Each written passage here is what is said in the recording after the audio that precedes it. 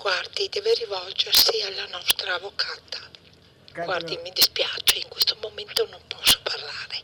Sì, ma solo una cosa, signora, non so... No, guardi, mi dispiace, guardi, siamo impegnati qui in casa.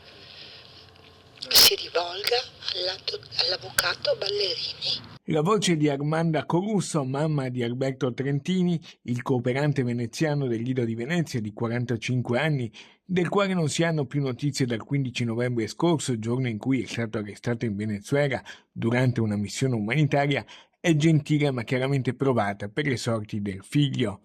Non vuole e non può aggiungere altro.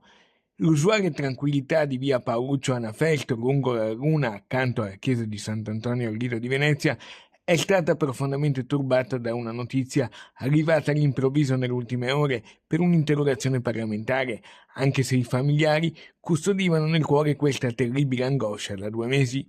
A Città Giardino tutti conoscono e stimano la famiglia Trentini, che anche oggi è tornata a parlare, solo con un comunicato blindato e congiunto sottoscritto insieme all'avvocato di Genova che li assiste, Alessandra Ballerini.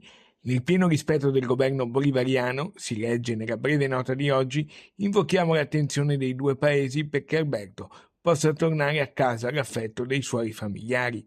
La deputata Elisabetta Gardini assicura l'impegno del governo. Il cooperante veneziano detenuto in Venezuela in circostanze che destano molta preoccupazione. Come ha dichiarato il ministro degli esteri Tajani, che proprio oggi ha convocato l'incaricato d'affari venezuelano, il governo sta seguendo e sta intervenendo con determinazione per ottenere la liberazione del nostro connazionale. E io confido che grazie al lavoro di squadra e alla prontezza già dimostrati dal governo Meloni, come nel recente caso di Cecilia Sala, riusciremo a riportare Alberto a casa quanto prima. Esprimiamo pieno sostegno alla famiglia Trentini in questo momento difficile e rinnoviamo l'appello affinché le autorità venezuelane collaborino con trasparenza. Il giornalista Giuseppe Giulietti, portavoce di Articolo 21, pone con garbo interessanti riflessioni.